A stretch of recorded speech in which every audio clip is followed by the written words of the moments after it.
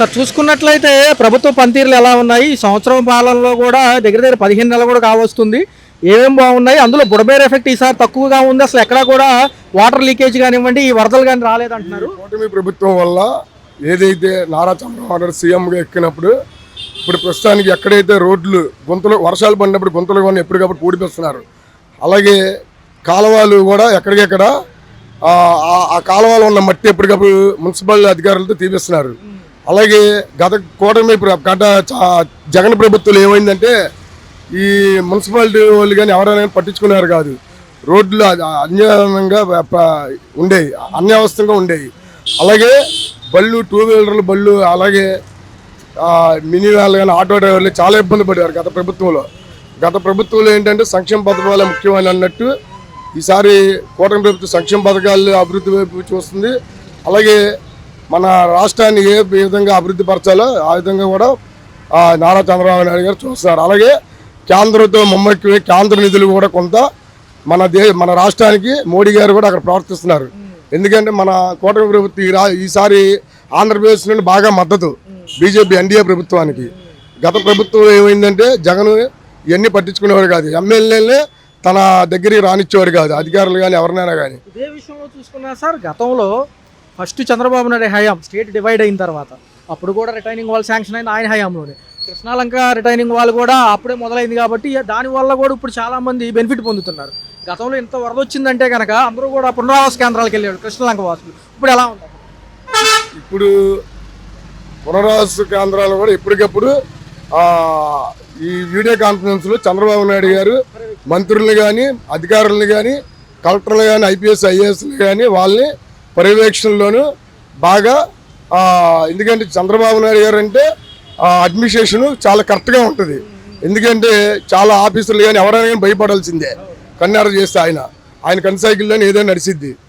అలాగే ఈ కూటమి ప్రభుత్వంలో ఈ ఆంధ్రప్రదేశ్ ఇవాళ గత ప్రభుత్వంలో ఎవరైతే ఈ చంద్రబాబు నాయుడు గారు గత ప్రభుత్వంలో కూడా చంద్రబాబు నాయుడు గారు అధికారంలోకి వచ్చేవారు. ఎందుకంటే ఎన్డీఏతో వ్యతిరేకించి ఆ రోజు ఆ ఎన్డీఏతో ఈ మన వైఎస్ జగన్మోహన్ రెడ్డి ముంబైకి వైపు వాళ్ళతో ఏంటి గత ప్రభుత్వంలో ఉన్న ఆంధ్రప్రదేశ్ స్వర్ణాంధ్ర ఉన్న ఆంధ్రప్రదేశ్ని నాశనం చేశారు.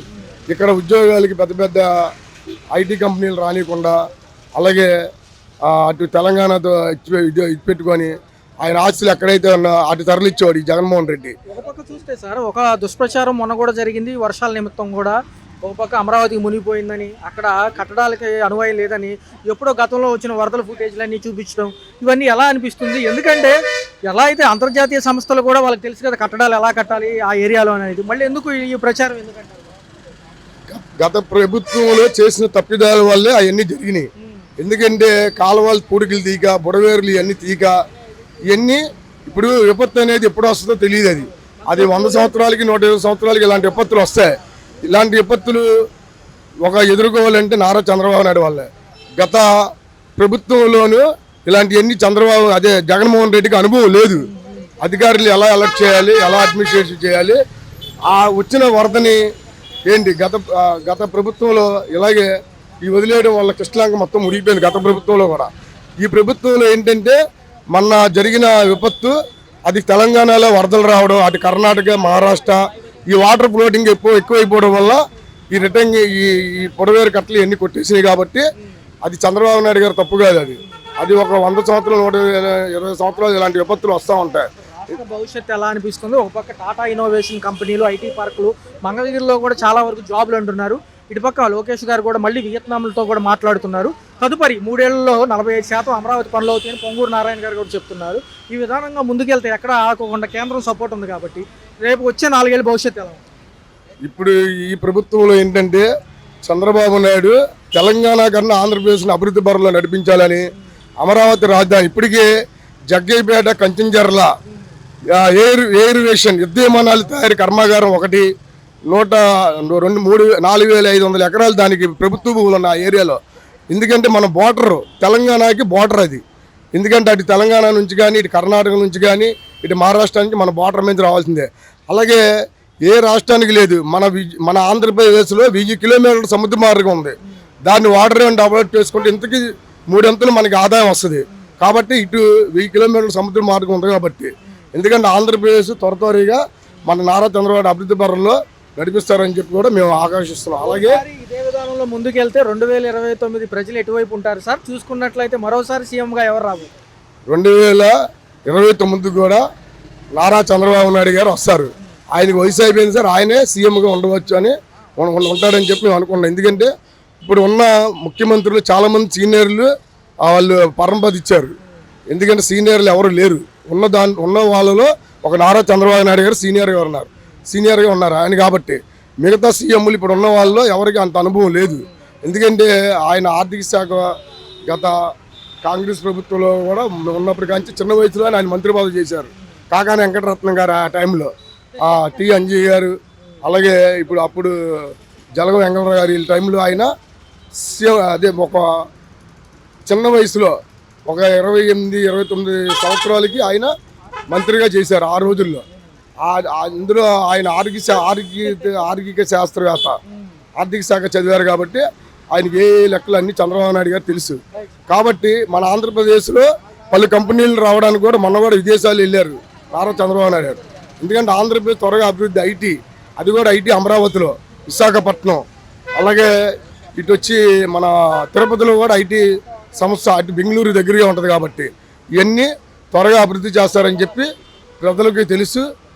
ఎన్ని దుష్ప్రచారాలు చేసినా సరే, ఎన్ని చేసినా గత ప్రభుత్వంలో ఏ అవినీతి ఆయన ఇప్పుడు అవినీతి చేయడు. ఎందుకంటే ఆయనకి 1,000 కోట్లు 100 కోట్లు నారా చంద్రబాబు నాయుడు గారికి అవసరంలే, ఉన్న ఏకైక మనవుడు.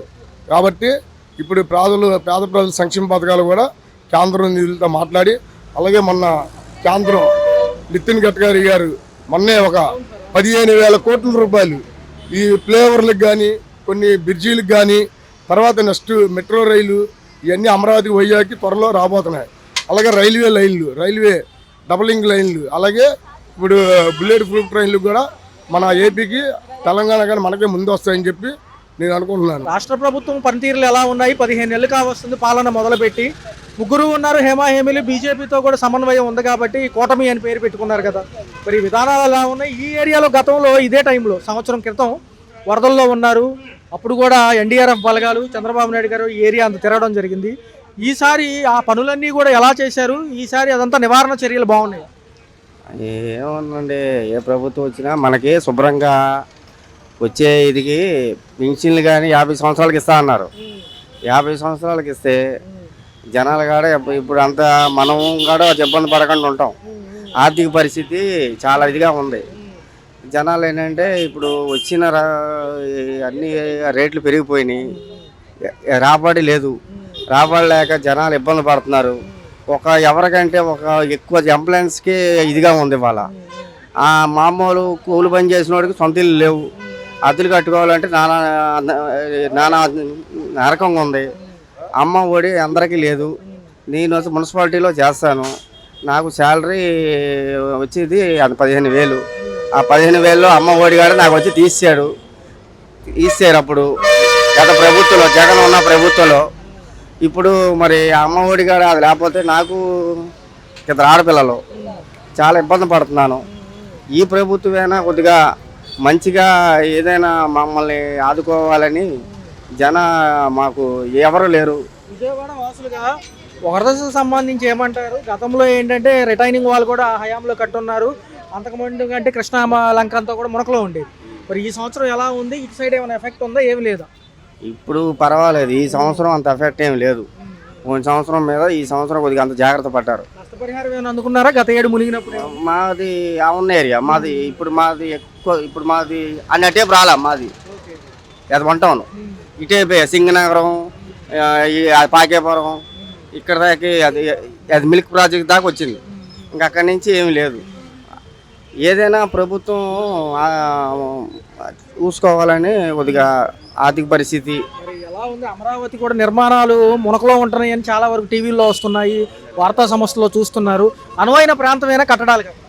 అనువైన ప్రాంతం అంటే వాళ్ళు కట్టుకున్న తీరులో కాకుండా జనాలని చూస్తున్న దారి వేరు. మనం రేపొద్దున ఏదైనా రేపొద్దునకి మనం వచ్చి అది అక్కడ మనం అది ఓటు వేయాలి, ఏదో వాళ్ళు వేసామంటే కాదుగా.